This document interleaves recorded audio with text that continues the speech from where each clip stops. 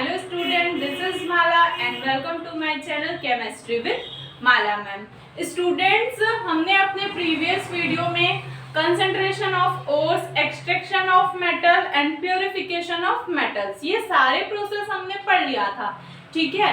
तो एक्चुअल में हमने मेटलर्जी कंप्लीट कर ली है, पर मेटलर्जी को एक फ्लो चार्ट के थ्रू मैं यहाँ पे एक्सप्लेन कर रही हूँ, ठीक है, ताकि आप लोग को उसका जो कंसेप्ट है वो क्लियर हो जाए। तो अगर आपने मेरा प्रीवियस वीडियो नहीं देखा है तो आप मेरे प्लेलिस्ट में चेक कर सकते हैं और उसको देख सकते हैं, फिर ये आपको अच्छे से क्लियर हो जाएगा। ओके, तो अब स्टार्ट करते हैं। मेटलर्जी का एक फ्लो चार्ट के थ्रू आपको मेटलर्जी प्रोसेस को समझ सकते हैं। तो बच्चों, सबसे फर्स्ट ये हमारे यहाँ पे क्या है, ओर्स है, ठीक है। हम जब माइंड से क्या है, हमने ओर्स को तो ऑब्टेन कर लिया, ठीक है। अब उसके लिए हम क्या प्रोसेस लगाते हैं, कंसंट्रेशन ऑफ ओर्स, ठीक है। आप सबको याद होगा हमने सबसे पहले ओर्स को क्या किया था, कंसंट्रेट किया था, ठीक है। हमने अपने वीडियो में एक्सप्लेन कर चुका है, उसके लिए कई मेथड थे, ग्रेविटी सेपरेशन, ठीक है, फोर्थ रोटेशन मेथड था, मैग्नेटिक सेपरेशन, वो सारे हमने कंसंट्रेशन ऑफ ओर्स में किए थे। उसके बाद बच्चों हमने क्या यूज किया था, एक्सट्रैक्शन ऑफ मेटल, ठीक है। हमने ओर्स अलग कर लिया, अब हम क्या करेंगे, उससे मेटल को एक्सट्रैक्ट करेंगे। तो बच्चों यहीं पे जो है आपको समझना है कि एक्सट्रैक्शन ऑफ मेटल, ठीक है, यहीं पे हम जो है डायरेक्ट जो है किसी एक मेथड का यूज किसी भी एलिमेंट के लिए, किसी मेटल के लिए नहीं करते हैं, ठीक है। सारी की रिएक्टिविटी बेस्ड उनका एक्सट्रैक्शन होता है। तो यहाँ पे एक्सट्रैक्शन ऑफ मेटल को 3 स्टेप में 3 कैटेगरी में डिवाइड किया गया है।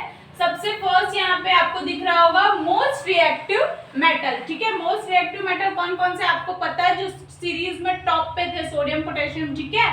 उसके बाद यहाँ पे हमने लिया है मीडियम रिएक्टिव मेटल और यहाँ पे हमने लिया है लेस रिएक्टिव मेटल, ठीक है। तो तीनों को अलग अलग तरीके से एक्सट्रैक्ट किया जाता है। तो सबसे फर्स्ट हम यहाँ से स्टार्ट करते हैं कि लेस रिएक्टिव मेटल को कैसे एक्सट्रैक्ट किया जाता है। तो बच्चों, हमको पता है कि जनरली जो लेस रिएक्टिव जो मेटल होते हैं उनमें सल्फाइड ओर्स प्रेजेंट होता है, ठीक है।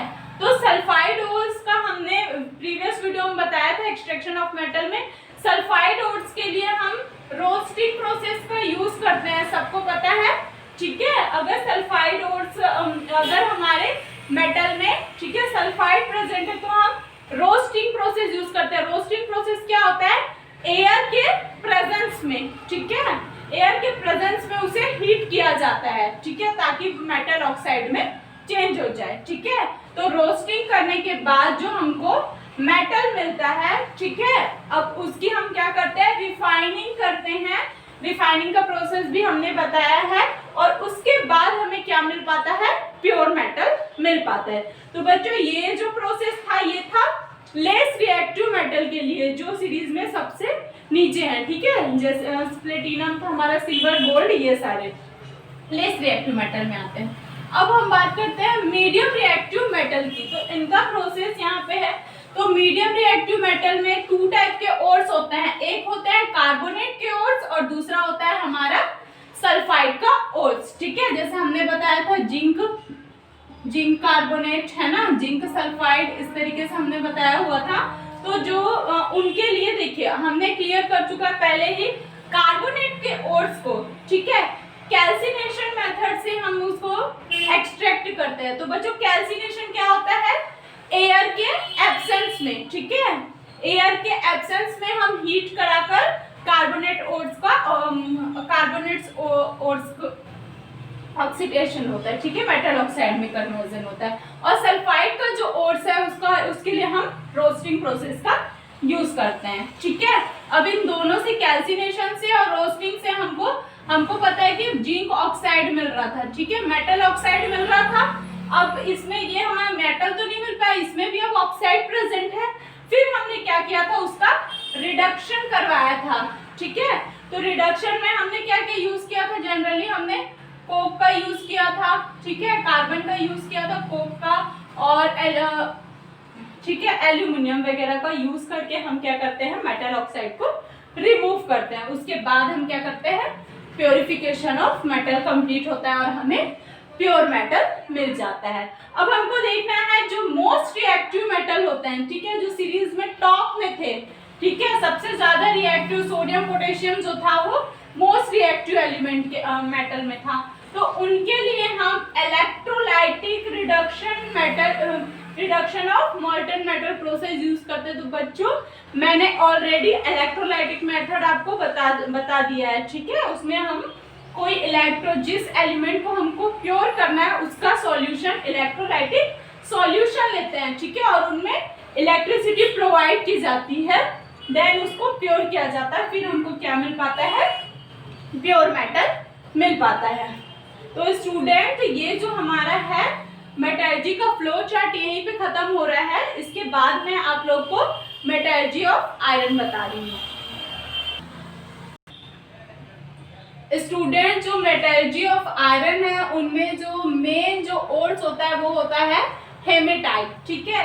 तो इस जब आयरन का क्या करते हैं मेटलर्जी प्रोसेस यूज करते हैं तो ब्लास्ट फर्नेस में हम हेमेटाइट्स ओर का यूज करते हैं। वैसे तो आपको पता है आयरन के 4 जो होते हैं 4 जो होते हैं ओर्स होते हैं, मैग्नेटाइट होता है, आयरन पायराइट होता है, सिटीराइट होता है और हेमेटाइट। तो जो मेनली जो यूज होता है वो हेमेटाइट ही ओर का यूज करते हैं। तो सबसे पहले हम डायग्राम के थ्रू समझ लेते हैं कि एक्चुअल में ब्लास्ट फर्नेस में प्रोसेस किस तरीके से होता है, ठीक है। उसके बाद हम इसका रिएक्शन देखेंगे।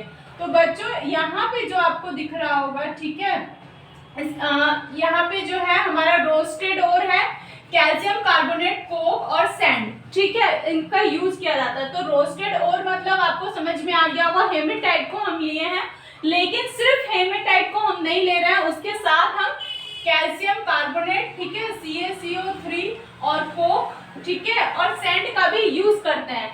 इनका यूज किस लिए करते हैं मैं आपको आगे समझाऊंगी, ठीक है।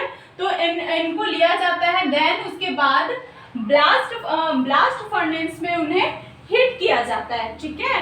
और यहाँ पे जो है टेम्परेचर मेंशन है कि ब्लास्ट फर्नेस में यहाँ से हॉट एयर प्रोवाइड की जाती है और जिससे वो टेम्परेचर इसका इंक्रीज होता है, ठीक है। और ये प्योर जो आयरन जो होती है मेल्ट होकर, ठीक है, मेल्ट होकर ब्लास्ट फर्नेस के नीचे वाले पार्ट तक आती है, ठीक है। और जो हमको जो आयरन जो होता है जो मॉल्टन आयरन जो होता है हमें यहाँ से मिल जाता है और जो इम्प्योरिटीज होती है, ठीक है, वो स्लैग के फॉर्म में यहाँ से रिमूव होती है, ठीक है।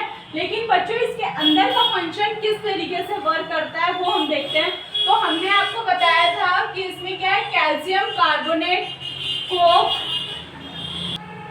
तो बच्चों सबसे पहले कोक का यूज देखते हैं कि कोक इसमें क्या फंक्शन करता है। तो हमको पता है कि हेमेटाइट ओर से Fe2O3, ठीक है, इसमें ऑक्साइड की इम्प्योरिटीज है। तो क्या करता है, जो हमारा जो कोक होता है, ठीक है, कार्बन होता है, वो क्या करता है ऑक्सीजन के साथ रिएक्ट करके क्या बना लेता है, कार्बन डाइऑक्साइड बना लेता है, ठीक है। अब ये कार्बन डाइऑक्साइड के साथ ये हीट भी प्रोड्यूस होता है। तो बच्चों ये जो है जो मेन इसका क्या काम है, आयरन से ऑक्सीजन को रिमूव करेगा और एक तरीके से फ्यूल का भी वर्क कर रहा है, ठीक है। फर्नेस को हीट करने में भी कार्बन डाइऑक्साइड हेल्पफुल है। उसके बाद हमने बताया था कैल्शियम कार्बोनेट, ठीक है, CaCO3, इसका क्या यूज है हम देखते हैं। तो बच्चों जब कैल्शियम कार्बोनेट का डिसोसिएशन हो जाता है तब ये क्या बनाती है, कैल्शियम ऑक्साइड बनाती है और कार्बन डाइऑक्साइड रिलीज करती है, ठीक है। और अगेन जब ये कार्बन डाइऑक्साइड फिर से कोक के साथ रिएक्ट करके ये कार्बन मोनोऑक्साइड का फॉर्मेशन करती है। तो बच्चों ये जो कार्बन मोनोऑक्साइड का फॉर्मेशन हुआ है, ठीक है, ये जो होती है मेन जो होते हैं फर्नेस में, ठीक है, आप यहाँ पे देख रहे होंगे कि कार्बन मोनोऑक्साइड का मेन रोल होता है, ठीक है। मतलब मेटलर्जी, आयरन ऑफ मेटलर्जी के प्रोसेस में मेन रोल यहाँ पे कार्बन मोनोऑक्साइड ही करती है और इस तरीके से इनका वर्क होता है। और उसके बाद ये जो कैल्शियम ऑक्साइड बना हुआ है, ठीक है, ये जब वो सैंड का हमने बताया था, सैंड का यूज किया था सिलिका, तो कैल्शियम जो ऑक्साइड है सिलिका के साथ रिएक्ट करके स्लैग फॉर्म करके इम्प्योरिटी के फॉर्म में रिमूव हो जाती है, ठीक है। तो एक्चुअल में फर्नेस का प्रोसेस किस टाइप से होता है वो हम यहाँ पे समझते हैं। तो यहाँ पे हमने हेमेटाइट लिया हुआ है, ठीक है। अब ये हेमेटाइट कार्बन मोनोऑक्साइड के कांटेक्ट में है। कार्बन मोनोऑक्साइड कैसे फॉर्म हुआ हमने आपको ऑलरेडी बता चुका है यहाँ पे, ठीक है।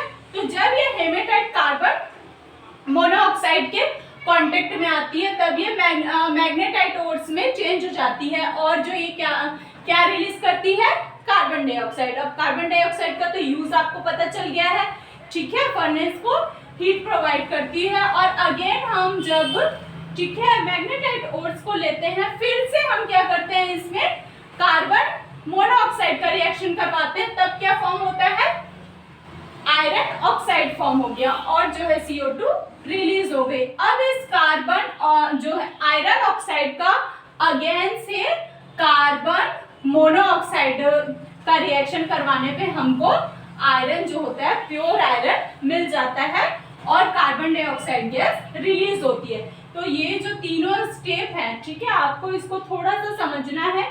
तीनों स्टेप में बेसिकली आपको कार्बन मोनोऑक्साइड ही दिख रहा होगा, तो मतलब जो है कार्बन मोनोऑक्साइड ही आयरन के लिए जो बेसिकली जो है रिडक्शन का काम कार्बन मोनोऑक्साइड करती है और हमें जो आयरन मिलता है वो क्या होता है, मॉल्टन स्टेट में होता है, और ठीक है, वो हमें जो है यहाँ से मिल जाती है, ठीक है। और ये हमने आपको पहले बता चुका है, ये जब कैल्शियम कार्बोनेट का डिसोसिएशन होता है तो कैल्शियम ऑक्साइड फॉर्म होता है। अब ये कैल्शियम ऑक्साइड हमने जो सैंड का यूज किया है, सिलिका ऑक्साइड के साथ जब रिएक्ट करके स्लैग के फॉर्म में, इम्प्योरिटी के फॉर्म में यहाँ से ये स्लैग मटेरियल जो होता है वो निकल जाता है।